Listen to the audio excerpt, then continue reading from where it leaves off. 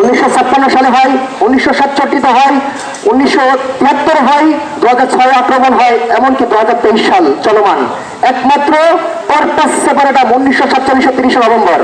এর পূর্বোক্ত কথা হলো 1917 সালের নভেম্বরের 2 তারিখ তদানীন্তন ব্রিটিশ সরকার ফিলিস্তিন রাষ্ট্রকে নেবার জন্য একটা সিদ্ধান্ত গ্রহণ করেন, তার নাম ছিল বেলফোর। এই বেলফোর ঘোষণার মাধ্যমে তারা সিদ্ধান্ত গ্রহণ করে সৌদি আরবের মাঝখানে তারা একটা রাষ্ট্র গঠন করবে ইহুদিদের, কিন্তু তারা ব্যর্থ হয়। পরবর্তী সিদ্ধান্ত গ্রহণ করে তারা ফিলিস্তিনিতে করবে, তারা বাস্তবায়ন করে। এরই ধারাবাহিকতা 1920 সালে তারা ম্যান্ডেট ঘোষণা করে। ম্যান্ডেট ঘোষণার পর থেকে 1920 থেকে 1947 সালের পর্যন্ত তারা ম্যান্ডেট শাসনের মধ্যে রাখে এই ফিলিস্তিন এবং ইসরায়েলকে। সুতরাং আমরা বলতে চাই 1947 সালে যখন ব্রিটিশ সরকার ম্যান্ডেট ঘোষণা রহিতকরণ করে এবং ব্রিটিশ সেনাবাহিনীকে ফিলিস্তিনি থেকে সরিয়ে নেয়, তাই ধারাবাহিকতা ইসরায়েল সৈন্যবাহিনী তার কয়েকদিনের পরপরই এই ফিলিস্তিনের উপর আক্রমণ শুরু করে। আমরা কি বলতে পারি না ম্যান্ডেট ঘোষণার পরে কেন আপনারা চোরের মতো পালিয়ে গিয়ে সমগ্র ফিলিস্তিনি নিরীহ জনতাকে এই ইহুদি বর্বরদের হাতে তুলে দিলেন? আপনাদের দায় ব্রিটিশদেরকে প্রথমে নিতে হবে। পরবর্তীতে এরই ধারাবাহিকতা 1947 সালের নভেম্বরের 30 তারিখ এই পারপাস সেপারেটামের মাধ্যমে তারা যে সিদ্ধান্ত গ্রহণ করে অলিখিত ভাবে এটাকে 3 ভাগে বিভক্ত করে। একটা করেন সেটা ইসরায়েল রাষ্ট্র হবে, আর একটা করে ফিলিস্তিন হবে, আর একটা রাষ্ট্র করেন বেথলেহেম এবং জেরুজালেমকে তারা এটা বিশেষ বা স্বায়ত্তশাসিত এলাকা করেন। আমরা বলতে চাই জেরুজালেম যদি ইহুদিদের হয়, বেথলেহেম তো খ্রিস্টানদের। আমরা কি বলতে পারি না সমগ্র ফিলিস্তিন বা মুসলিম জাতিসত্তাকে ধ্বংস করবার জন্য আপনি আপনার অংশটা বুঝে নিলেন বেথলেহেমকে, অপর অংশ তুলে দিলেন ইহুদিদের হাতে, বাকি অংশ স্বাধীনতার ঘোষণার আহ্বান করলেন। সুতরাং এই দায়ভার জাতিসংঘকে নিতে হবে। সুতরাং আমরা বলতে চাই জাতিসংঘ পারপাস সেপারেটামের মাধ্যমে যে যুদ্ধবিরোধী অবস্থা সারা বিশ্বের উপহার দিল তার দায়ভারে জাতিসংঘকে গ্রহণ করতে হবে। আমরা বলতে চাই আমার শ্রদ্ধা শিক্ষক বলে গেলে ইতিহাস থেকে শিক্ষা নিতে হবে।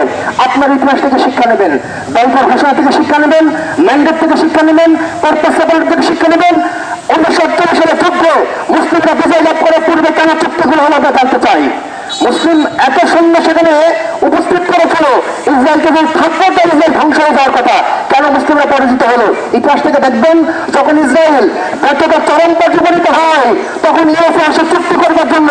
এই নেগোসিয়েশনের কারণে 1948 আমাদের ব্যর্থতা আসে, 1957 ব্যর্থতা আসে, 67 আসে, 73 আমাদের ব্যর্থতা আসে।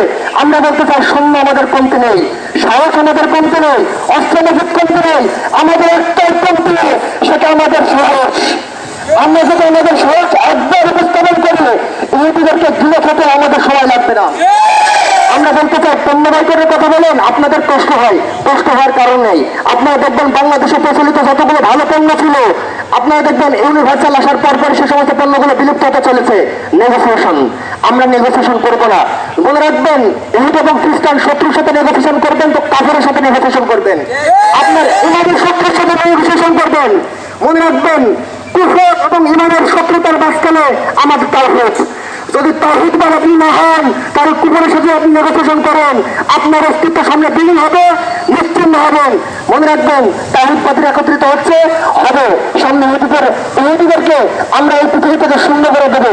এবং যে ক্যাথলিকরা ইহুদিদের সাথে গোপন চুক্তি করেছেন আপনারা তো অনেকে জানেন না। আপনারা জানেন খ্রিস্টান ধর্মের 3টা অংশ বিভেদ পাবেন, ক্যাথলিক, অর্থোডক্স এবং প্রোটেস্ট্যান্ট। প্রোটেস্ট্যান্ট আপনারা দেখবেন ইহুদিদেরকে বরবাদ করেছেন, বিশেষ করে আমরা বলতে পারি জার্মানি।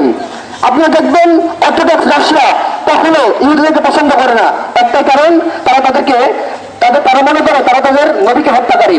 কিন্তু ক্যাথলিকরা কি জানে না যে তারা বলেছেন তাদের বক্তব্য অনুযায়ী যে ঈসা আলাইহিস সালামকে হত্যা করেছে ইহুদিরা? সুতরাং আমরা বলতে চাই ক্যাথলিকরা যে ষড়যন্ত্র শুরু করেছে ইহুদিদের সাথে, এই ষড়যন্ত্রে আমরা তো সামিল হবো ইনশাআল্লাহ। অর্থোডক্স এবং প্রতিষ্ঠানও তাদের বিরুদ্ধে যাবে। সুতরাং আপনারা প্রস্তুত থাকেন, সামনে দেখবেন ইহুদি কি করে নিশ্চিন্ন হন।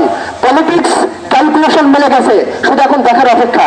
আপনাদের মনে হতে পারে কথাটা অনেক শক্ত হয়ে গেল, আপনার কাছে শক্ত হলেও সত্য এবং সুন্দর সমাধান সামনে। ইহুদি নিশ্চিন্ন হবে, এটা নবী মুহাম্মদ মুস্তাফা সাল্লাল্লাহু আলাইহি ওয়াসাল্লামের বক্তব্য।